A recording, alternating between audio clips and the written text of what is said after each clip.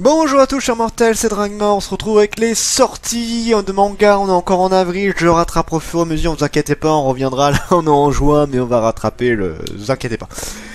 Cette semaine il n'y en aura qu'un seul, et en plus je l'ai même pas fait lundi, je le fais plus tard, là c'est un peu compliqué avec le déménagement, j'essaie de pas trop perdre de temps de vidéo, on va dire ça comme ça. Ça va venir, donc aujourd'hui il y aura que celle-là, demain j'en ai 2 à tourner, ça va aller, vous inquiétez pas, ça va se faire. Alors, Dragon Pink, ok là, d'accord. Alors, il y avait même eu un truc particulier où il y avait les 4 tomes en édition un peu collector, un truc participatif et tout. J'ai hésité à le prendre en vrai, mais je l'ai pas fait pour le coup, mais peut-être à l'occasion. Et si les RPG avaient une classe de servante affublée de ce rôle peu roulisant, Pink va part à l'aventure à côté du héros Santa. Du guerrier Auri Bobo et de la puissance masse Pierce, une réinterprétation friponne et coquine des RPG japonais de la façon des années 80, de l'année de fin 80. En vrai c'est un titre qui m'intéresserait beaucoup, ils ont tous sorti d'un coup, mais ça coûte cher, ça coûte presque 80 balles leur bordel. Mais à l'occasion, pourquoi pas, il faudrait que je tente celui-là. Nous avons Lisa, terminé en 2 tomes, celui-là. La fille du chef de la tribu Kuva a été enlevée par une troupe de l'armée du grand empire de Kamal. 3 guerriers vont à la secours avec à leur tête Lisa, la femme la plus puissante de la tribu. Lors du sauvetage, Lisa se retrouve face à Aldra, combattante de la 4e garde impériale de Kamal, et apprend que l'épée qu'elle manie est la légende Ilbl. Pour essayer de comprendre le mystère qui l'entoure, Lisa se rend à Bedam, ville coloniale de l'empire de Kamal, et qu'elle y découvre ce qu'elle découvre dépasse ses attentes, mais qui est réellement Lisa? Ouais, un peu moins intéressant pour le coup. Slick Stark volume 3, donc Lisa volume 1 et 2, j'avais pas vu Dragon Peak 1 à 4, excusez-moi, je suis fatigué. 300 jours avec toi, excusez-moi, 300 jours avec toi, terminé en 2 tomes. Et c'est qui celui-là? C'est Doki qui fait ça. En ce jour de printemps rempli de pétales de fleurs et de cerisiers, je l'ai rencontré, une fille solaire et pleine de vie, mais lorsque j'ai pris sa main, un nombre troublant est apparu au-dessus de sa tête. 300, voici notre histoire commune, au fil des jours qui défilent trop vite. Donc visiblement tu peux rester 300 jours avec elle, donc plus ou moins une année. Ça a l'air bien triste quand même comme histoire. Alors là les 2 tomes sont sortis en même temps, la deuxième couverture est très jolie. Les couvertures sont assez belles en vrai pour le coup. Il y a un coffret pour ça, je ne pense pas que j'achèterai la série, il y a très peu de chance. Apophisme, la planète des marionnettes volume 8, ça fait partie des séries qui étaient vachement mis en avant par Glénat au tout début et ça a totalement été zappé, comme beaucoup de séries que Glénat met en avant, hein, faut pas oublier. Au Grand Air volume 11, c'est super belle la couverture, j'adorais reprendre la série, ça c'est une série qu'il faut vraiment que je reprenne parce qu'au Grand Air j'adorais ça. Et ça fait partie je pense que des séries que je vais reprendre dès que j'aurai tout trié, donc il y a encore un peu de temps pour ça. Beck volume 5, ça je ne prends pas. Beyblade Burst volume 19, je ne prends pas. Bizarre Aventure de Hirohiko Araki volume 1, 50 €, mine de rien, c'est un gros truc, mais ça a l'air plutôt sympa. À voir ce que ça vaut, je suis pas un fan de JoJo's, donc bon. Black Box volume 1, terminé en 6 tomes, celui-ci. Un père en prison pour meurtre, un grand frère arrêté par le même motif. Ryoga Ishida fait partie d'une famille de tueurs. Malgré l'agitation des médias qui le soupçonnent d'être lui aussi un assassin, Ryoga s'accroche à son talent et aux lettres que lui envoie son père pour faire ses premiers pas en tant que boxeur professionnel. Son but, devenir le plus grand des champions. Pourquoi pas? C'est pas ce que je préfère, mais pourquoi pas. Black Shadow volume 8, j'avais pas des masses accrochées à la série, je sais pas ce qu'il y en a parce qu'au début les gens me reprochaient en mode ah mais c'est excellent comme série tout ça. Je vois plus personne en parler de cette série. C'est pas de reproche hein, je sais pas ce que ça vaut, j'avais vu les 2 premiers tomes et je m'étais arrêté plus ou moins là. Faudra que je reprenne à l'occasion. Blue World volume 2, j'aimerais bien prendre parce que bah, ça a l'air d'être un truc un petit peu, les hommes reviennent à la préhistoire, là ça a l'air de plus le Jurassique. Donc du coup ouais pourquoi pas. Après c'est vrai que c'est cher, c'est 20 balles, ça doit être des gros volumes, mais je dis pas non. Darling in the Franxx volume 2, je l'ai pris, juste à côté de moi, je l'ai pas encore lu mais je l'ai acheté celui-là. Dr Stone volume 20 est bientôt la fin de la série, si je dis pas de bêtises. On est sur la fin, hein, la série n'est plus très... Non, 25 tomes toujours en cours, je dis des conneries. Non, c'est bizarre, j'avais vu une rumeur comme quoi c'était bientôt fini. Eden Zero volume 19, il faut vraiment que je rattrape la série, j'ai un gros retard, j'ai envie de la rattraper.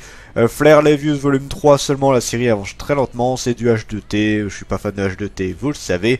Fortnite of the Apocalypse, donc qui est la suite directe de... J'ai perdu le nom. Je suis fatigué. Seven Deadly Sins, c'est bon, j'ai retrouvé. Je suis fatigué, excusez-moi. Qui est la suite directe, si je me dis pas de bêtises. J'ai pas acheté encore. Fragmental volume 5, ma copine me l'a prêté. Je ne l'ai pas encore présenté, il faudra que je le présente à l'occasion. Hétérogénia Linguistisco, études linguistiques des espèces fantastiques. J'ai le premier tome, je ne l'ai pas encore lu, c'est encore dans ma pile de lecture. Mais ça va y venir bientôt parce que j'ai très bien avancé sur cette, sur mes nouveautés. Du coup, on va faire le résumé.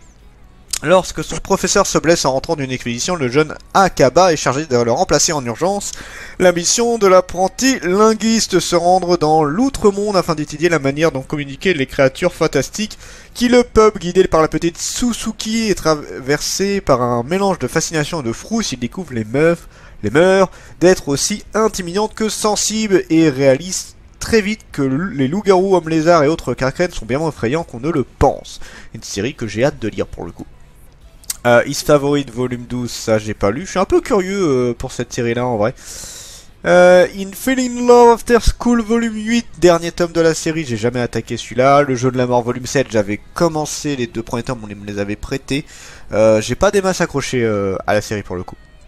Le livre des sorcières volume 3, ça je n'ai pas lu. La légende vivante volume 4, je l'ai et je l'ai lu. Toujours aussi sympa, j'ai rien à redire là-dessus. Mars Red, troisième et dernier tome. Je pensais que c'était une série un peu plus longue. Par contre, j'aime bien la couverture de celui-là. Je les ai pas encore lus. MASH volume 8 de la série. J'ai pas attaqué les MASH. Il faudrait que je le lise à l'occasion. C'est du Harry Potter version One Punch Man. Mon coloc est une gameuse volume 2. J'ai pas du tout aimé le premier tome. Faut que je vous le présente d'ailleurs. J'avais placé beaucoup d'espoir dans ce manga-là et j'ai pas du tout adhéré. Donc malheureusement, il y a peu de chances que je continue.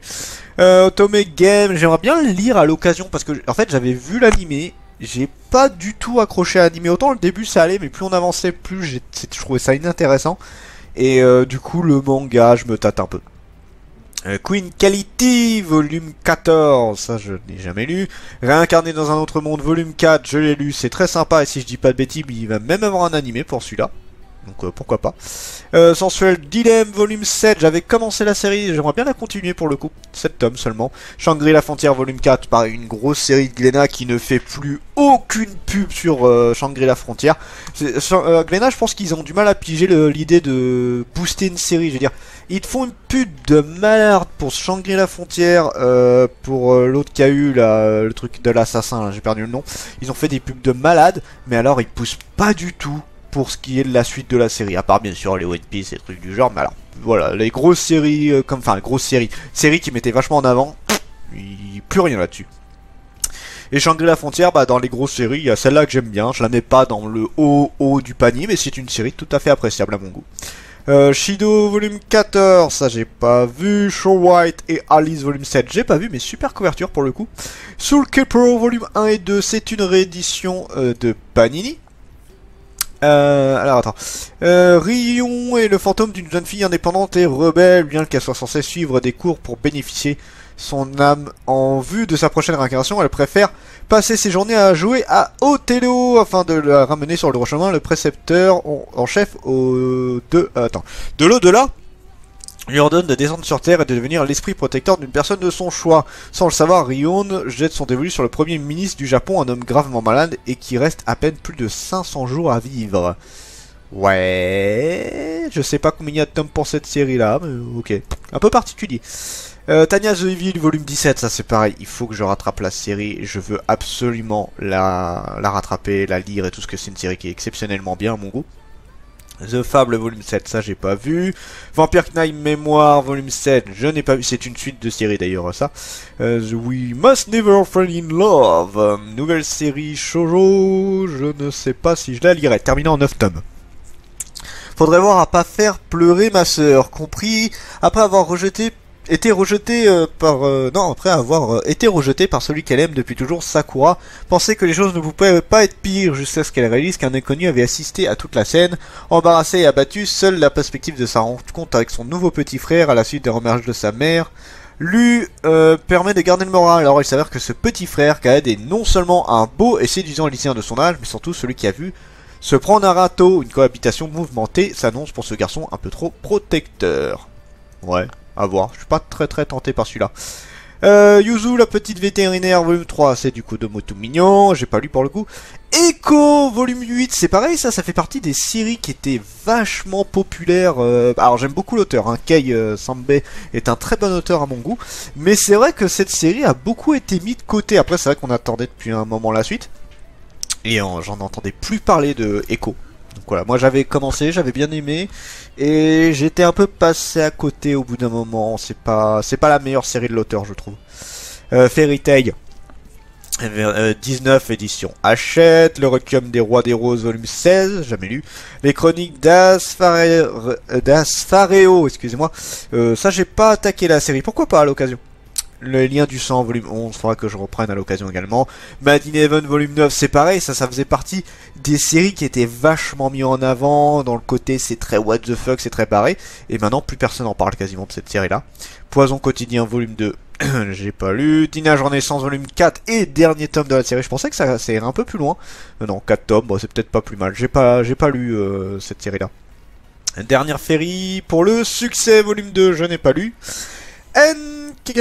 Keipan, volume 1 et un seul tome pour celui-là.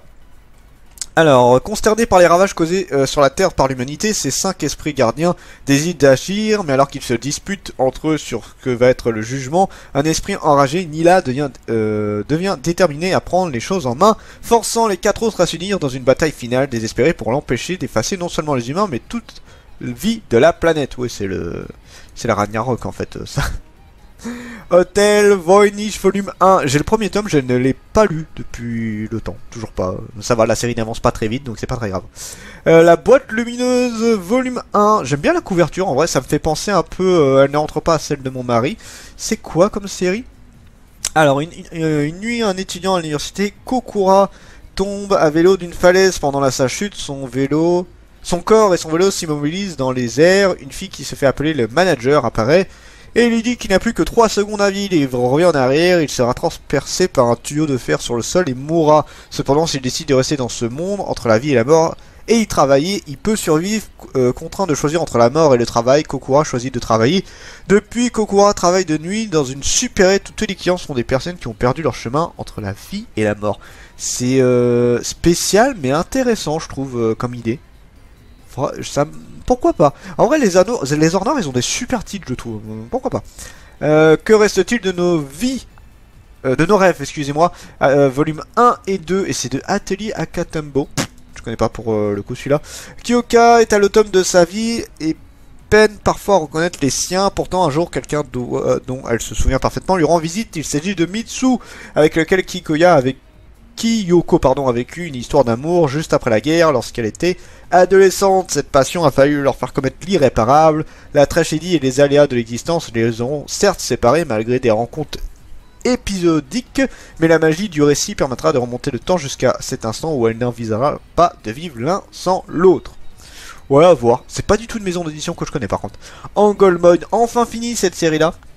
J'aimerais bien la lire, parce qu'en fait j'avais commencé la série, c'est une des séries de Méan que j'aimais bien au tout début, quand ils étaient pas en mode on prend toutes les séries pour nous, où Méan était au tout début avec Kingdom, Angolmon, ils avaient beaucoup de séries très sombres, si je peux dire ça comme ça, et j'aimais bien celle-là. Donc faudra que je la rattrape. Banana Fish volume 8, ça je n'ai pas lu. Black Prince et White Prince volume 19 quand même, 19 tomes pour cette série.